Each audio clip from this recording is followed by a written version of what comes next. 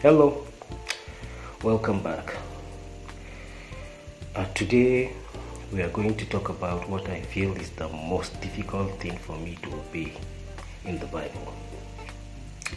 It is a powerful message, but I am being sincere when I say I find it difficult to digest, to be frank, even to accept to a great extent. And that is the message of loving one's enemy. Burna Boy sang, Now who love us, we can love. something like that. And that message made sense to so many of us because loving those who love us makes every human sense. But loving one's enemies, that's difficult.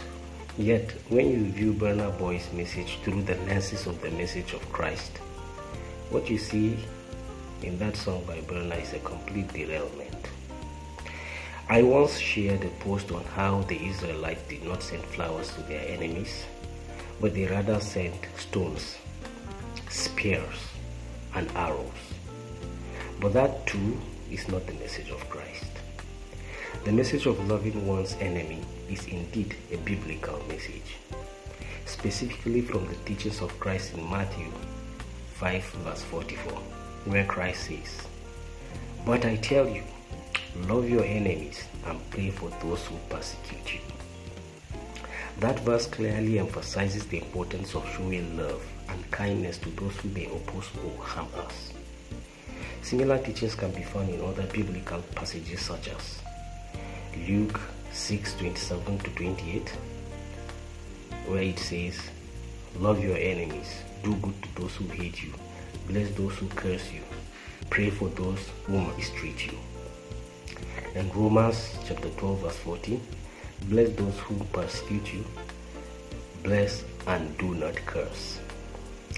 And in Proverbs chapter 25 verse 21 to 22, "If your enemy is hungry, give him food to eat. If he is thirsty, give him water to drink."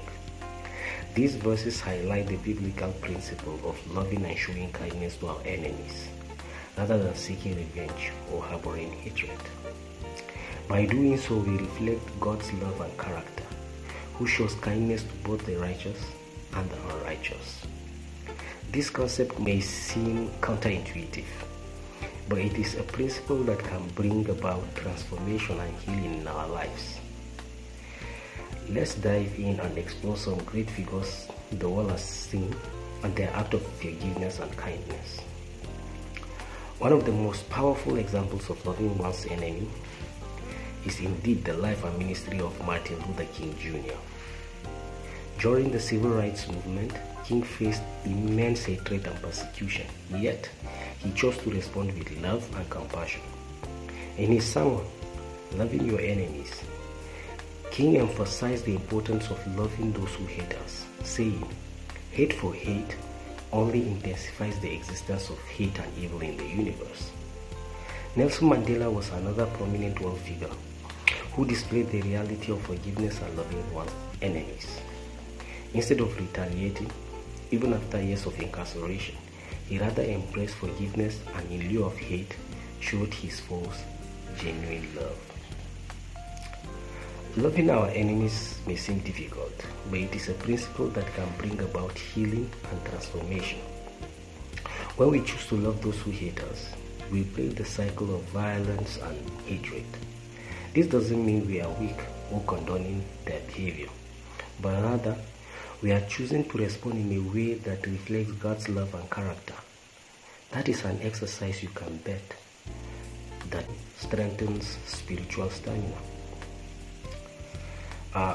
Some of the benefits of loving your enemy are: 1.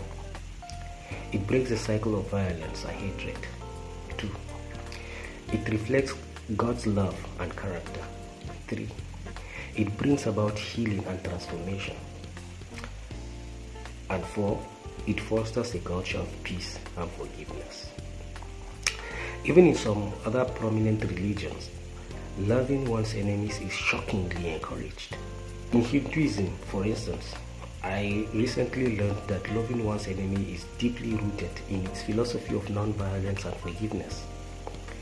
The ultimate goal is to cultivate compassion, tolerance, and universal love, even towards those who may harbor ill will against you. Well, thanks for watching.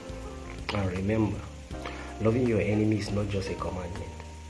It is a powerful way to live out your faith and bring about positive change in the world. Let's strive to love others, just like our Maker loves us. And until next time, peace out, Boys and Girl Scouts.